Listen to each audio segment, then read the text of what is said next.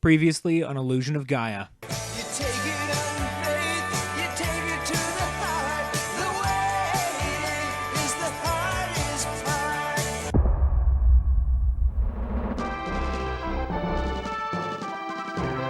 part. Welcome back once again to Nathan Plays Illusion of Gaia. My name is Nathan, and this is Illusion of Gaia on the Super Nintendo. In the previous episode, we followed our lovesick friend Lance to the Great Wall of China.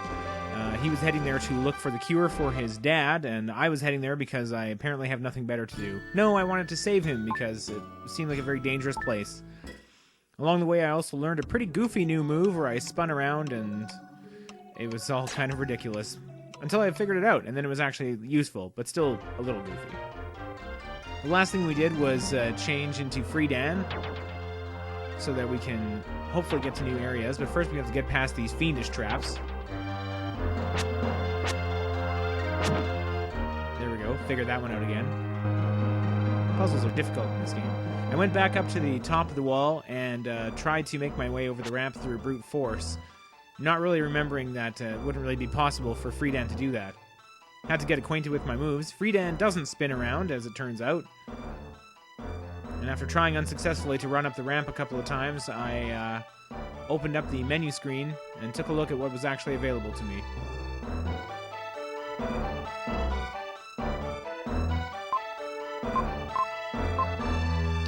You can always head to the condition area there to see what your different powers are. All I have is Dark Friar, which is the fireball, as you recall. And you can also see I have the necklace stones there on the one side. Fireball is not going to help me get over these ramps. So I headed back downstairs, and then I went to the right and remembered, oh yeah, there was just this button over here. Another fiendishly difficult puzzle. Turns out all it needs is patience. There we go. Way to go, me. From then it was back to the top of the wall, and a walk over to the next area. If you recall from last time, when I came over here, I wasn't able to hit this one archer due to my limited range and the flute that doesn't make fireballs. Now I can do it. So after a couple of charged shots, I was a little bit nervous here because Frieza takes up more space as a sprite than Will does, and I was not sure if I was going to be able to avoid the arrows as easily, but it turned out pretty okay. Now I'm able to explore a new area. I was briefly distracted by that fireball that headed through the wall. I think I called them flame droppers. Something like that. I could check it out, but that's a lot of work. Anyway. Massive fight with the archers, and down to what appears to be a puzzle area. First of all, I tried to kill the statue, and that didn't really work, and then I looked around a bit and thought, oh, okay. I understand a little bit about what's going on here. They're in your way, and they're kind of placed strategically to be in your way. Tried unsuccessfully there. Turned out I had to make a couple of adjustments to my puzzle solution here. That one goes back in the first slot, not the second. So stage 2 of this devilishly difficult puzzle is very nearly in the bag. There we go. Stage 3. A little more complicated. Move that one out of the way. There we go. Knock it down so that I can see what I'm looking at here. And oh, okay, well, there's a button there that I can't quite reach.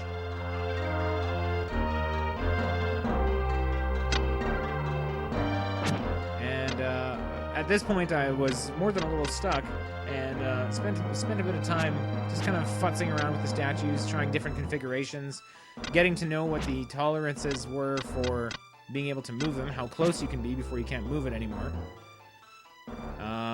Somehow, in the midst of my messing around with these statues, I had backed up quite a bit, and then I went forward again to kind of see what my options were, and I realized, oh, that third statue had actually moved somehow while I was playing with the other ones. Not entirely sure what happened. Maybe it's possible to move 2 objects at once with your pull ability, but there it is. It was out of the way. Time to see what this button does. Well, it brings them to life. So naturally I went back through and slaughtered them all. In return for doing so, a strength increase.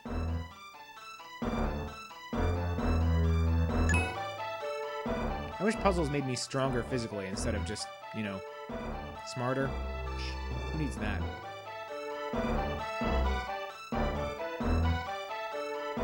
Cannot remember why I tarried there at the button, but heading upstairs, we have another spike trap to deal with here. Timing, okay, good. This one's a little trickier, but, well, you made it. Excellent.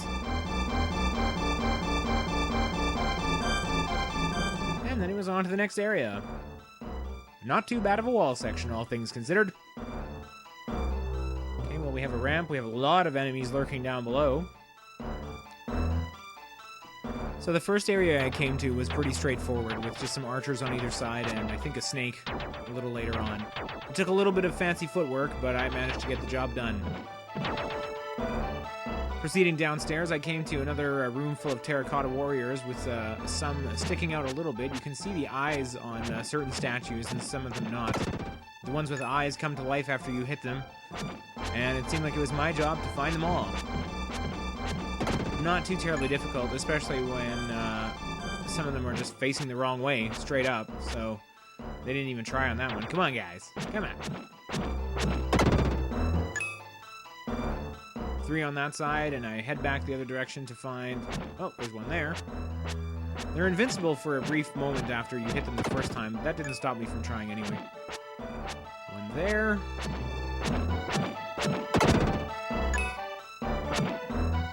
And one there.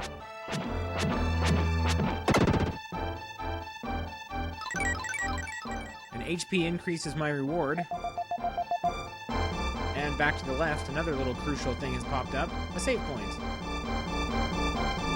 Let's see what's inside. Well, I can change back to Will, most handy because of that ramp that was on the top of the wall. So I did so.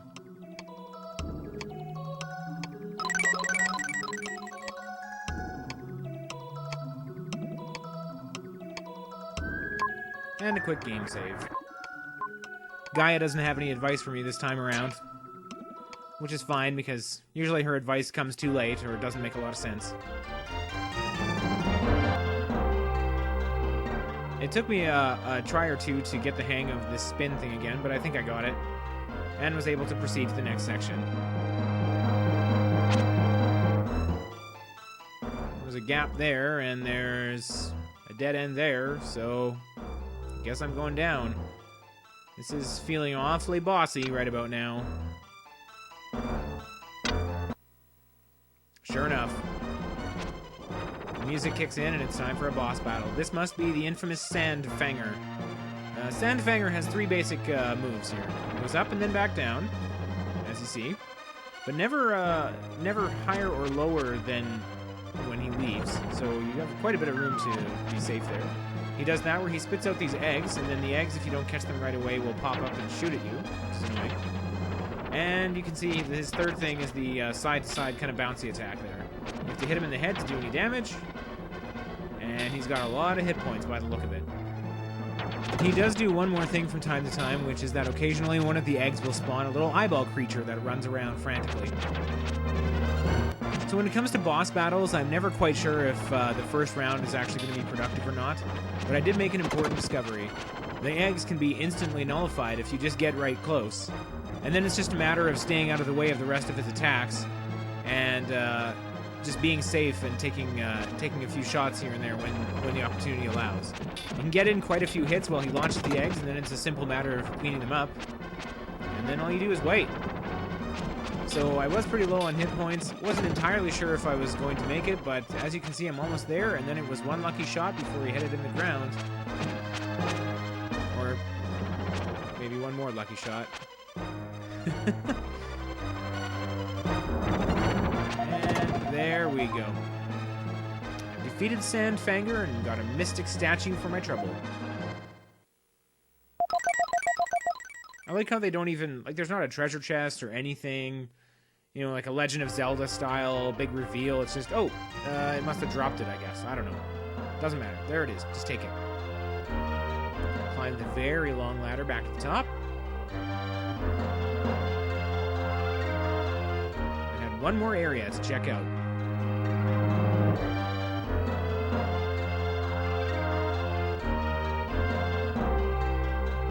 single room, and in that room is Lance. Hi, Lance. Lily's angry at him. Lance is apologetic. Somehow he got the medicine to cure his father. Again, I have no idea how my friends are making it through these incredibly dangerous situations while demonstrating no fighting ability or resolve in a lot of cases whatsoever. I tell Lance about the necklace pieces that I've been collecting, and I give it back to him. And he whispers, "Will you take care of Lily for me?" Oh my goodness, Lance, what are you talking about? Lily tells me I'm selfish, or maybe she's talking to him, and I decided to just try leaving the room, which worked. I gave him a moment.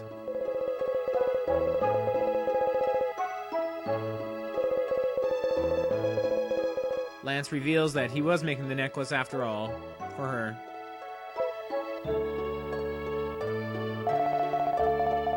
He fixes it and invades her personal space once more. Naturally, her first reaction is to run. Again. But then she decides not to. Aw.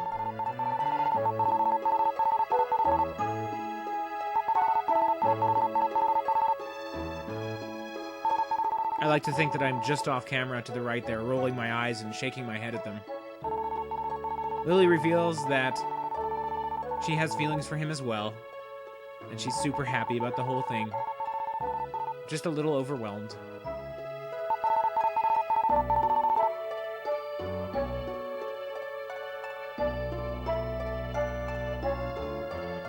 It's very touching, I'm sure. No, really, I'm getting a little misty right now. See?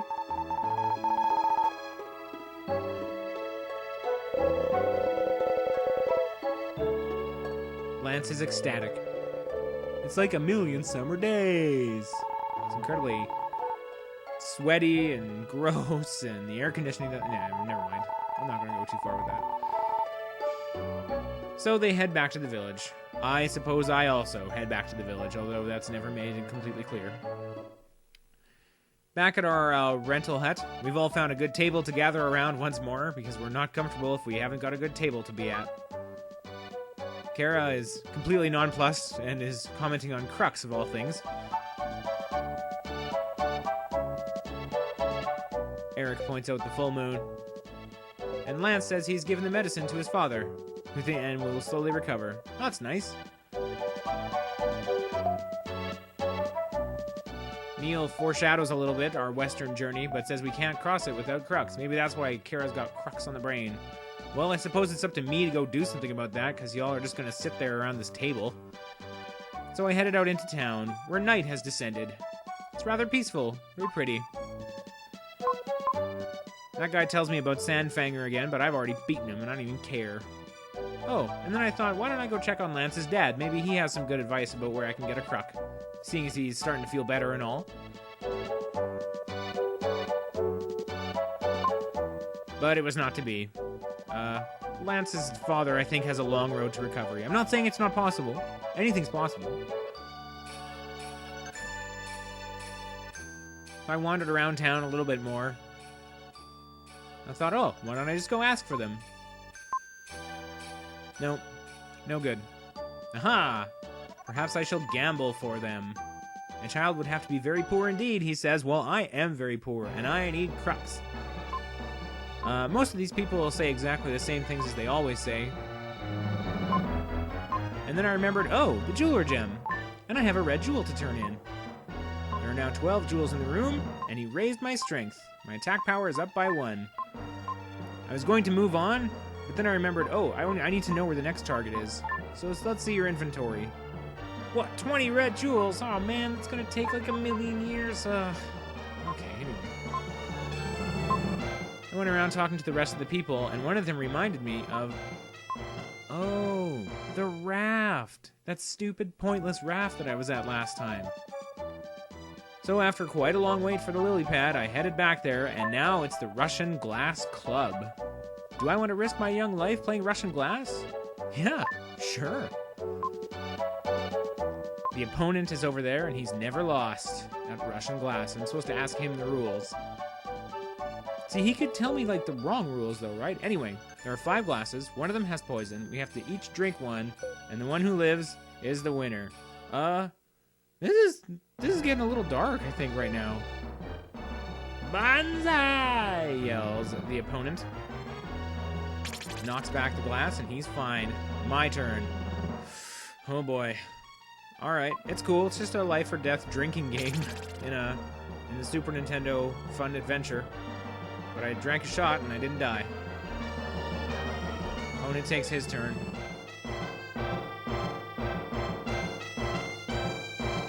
And he's fine. Ooh, attention. Okay, 50-50. Here we go. But Will notices that the one glass looks very suspicious. Do I have the courage to put this in my body? I ask myself that at like every meal. How did they know? So I took the non-suspicious one and Will knocks it right back, making me the winner. Opponent is going to take the last shot, but dude, that's probably the poison one there. Well, that's enough. This young man won. Right, quit now. Opponent, no. I'm the champion. I will not be disgraced. He picks up the glass. Things, and I'm just kind of standing here while things get super real. And a man commits suicide on the raft. Huh. So now I meet a woman. Oh, it's his wife. And she gives me his will. And some crux. And she seems pretty okay with the whole thing. I talked to her one more time. And all she said is that real joy is being with the one you love. Well, about that. Anyway. Time to go tell the team what I found. Oh, wrong house. Sorry, guys.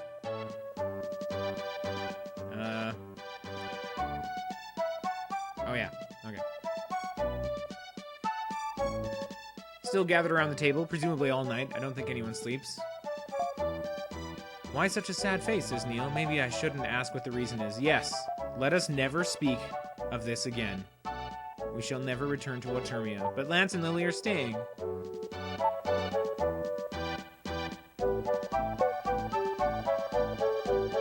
Lance wants to stay and care for his father. And he's asked Lily to join him. And she's agreed. That's really nice, actually. I have some terrible memories of this place, so I think it's best if I keep moving and whoever else is coming with me can come with me. Neil pontificates on young love. And then it's time to hop on our crux and go.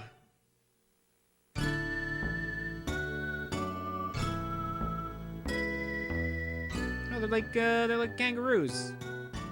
Neat. To the town of Euro. Oh, city of Euro. Sorry.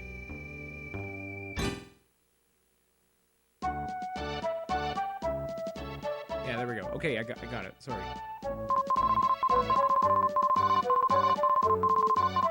Wait, no, village of Euro?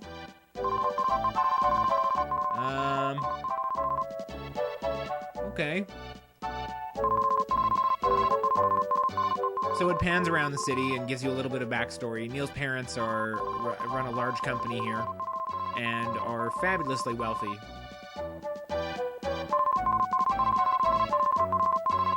They set off fireworks and there were dancers. I suppose it was too difficult or expensive to actually show all of this, so they just tell you. And this is their house. Pretty nice.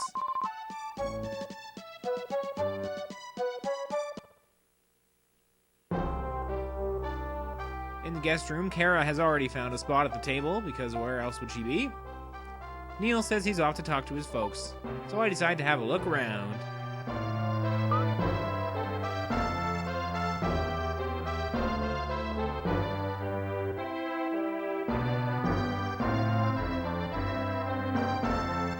First of all, heading upstairs, Neil's having a conversation with his folks here.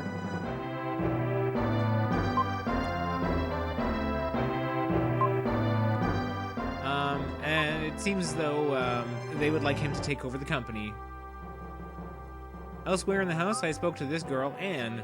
A few days ago, a man wearing a cloak came around. He asked if anyone named Kara had come to town. She saw his cold eyes. The Jackal! You remember the Jackal from way back in the beginning of the game. Kara's mom has hired a bounty hunter to track her down. And it appears as though that plot thread is finally going to be paying off eventually. At least we're being reminded that he's still out there. I left the house to explore the rest of the town. First of all, I had to test whether or not what I thought was true was, and it was. You can run down those ramps. Over here we appear directly in front of the house. There appears to be kind of a marketplace going on. So I kind of went back and forth and spoke to the different vendors about what they had. It's a teapot called a tear pot, and he gives me a little bit of history of the place, and I'm like, okay. So I talked to various people and walked around. Wait, what? There are many people confined under the shrine, she said to a random stranger, as though that were a perfectly normal thing to say. Okay, cool. This lady gave me an apple. Ah, it's a good day after all. Let's not worry about those people under the shrine. I checked my inventory, and sure enough, there's an apple there, as well as another piece of paper that I didn't notice that I'd had before. Let's take a look. Oh, it's the opponent's will from the Russian glass game. I opened it up. To the opponent, even if I perish, please don't mourn for me. Even if Russian glass doesn't cost me my life, it's my fate to die anyway. Oh, he had like a terminal illness. And he's left all of his money to his wife and child. So I was supposed to take his crux after all. Well, that's incredibly coincidental, and I guess I feel slightly less weird about watching him kill himself in front of me, but even so, still pretty weird and probably best left unsaid. Next I went to the Rolek company headquarters and snuck in on these guys that are having a conversation. Rolek supplies everything for the town, including, as it turns out, once again, human slaves. They try to tell me that, oh, company work talk is boring, but I'm not having it. Bye. I'm sure we'll uncover more of the dark history of Rolex soon. Here I found a line. Very intriguing. Just a lineup of people. Oh, you can buy the best goods there. Okay. So I went in here and, oh, it's the back entrance to the shop, and they kicked me out. This guy tells me that they sell life medicine there, and I went back in just to be able to actually read that dialogue box. Well then, why don't I get in line? This line moves incredibly slowly, but it does move. It was like several minutes at a time here to get in. And you have to make very sure that you stay in position, because if you get on kind of the wrong side of the line, or you accidentally move too far in one direction, they'll just boot you out, and they'll move ahead, and then you have to start all over again. It's incredibly tedious, so let's fast forward a little bit.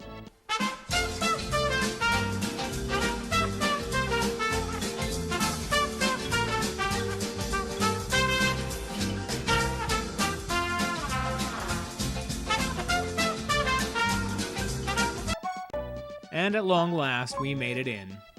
The clerk thinks I'm Neil and is willing to let me in to take whatever I like. Haha, fantastic. Yes, I am Neil. That is me, Neil.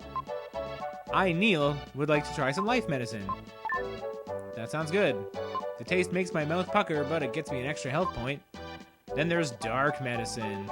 And I have to admit, I was too chicken to try it, because I thought, well, what if it takes that life point back? What if I'm too greedy, because I'm not even Neil? Oh, don't say that out loud. Also, clerk, you wanna just give me some personal space there, please? Sheesh.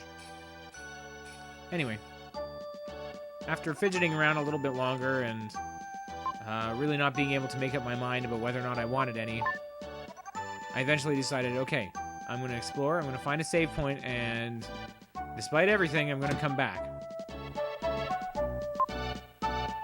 Thankfully, a save point would reveal itself in short order. Hey look, there's one right there. Hooray. Anything new inside? No, sadly not. But at least I have some insurance now in case that dark potion or whatever, dark medicine, turns out to be something bad. So, I have spared you the having to wait through it all again like I did. And actually, I did get kicked out of the line once, so I had to do it twice, which was kind of terrible. But eventually, I made my way back into the store. Got mistaken for Neil again. Yes, I'm still Neil. Neil is who I am. Neil. Oh, can I have another life medicine? Oh, one to a customer. Even if I'm Neil? It's time to take the dark medicine. The smell makes my nose turn up, but it increases Friedan's dark power. Hey, nice. Turned out to be... wait, okay. Who else would actually ever need that? Never mind. Doesn't matter. I went back to exploring the town and found the home of Roski and Erasquez, the famous geniuses, I suppose. In this home, I found the jeweler gem, but I have nothing new for him, and he has nothing new for me, so that's fine. And in this home, a couple of men standing around doing nothing. Oh, it turns out they're explorers. Well, which one is the captain? Frieza! Okay, maybe not. He's leading a team of explorers to find the Tower of Babel, and I get this distinct impression that I'm going to be finding their corpses later on in the game. Let's see if my prediction comes true. I decided to go back to the house of Rofsky and Erasquez, who are having an argument about the nature of genius. Fascinating. Anyway, they're having an argument about the teapot enshrined at the at Mount Temple. Erasquez can sense my strange powers, and he thinks I should head up there to take a look at it for myself, so he put Mount Cress on my map. That's awfully nice of him. I suppose that, by default, is the next place that I will go. Nothing else really seems to be going on. I went outside of the town just to check my map and make sure that I have a new place to travel to. Sure enough, Mount Temple is on there. But we're going to have to save that for next time, I think.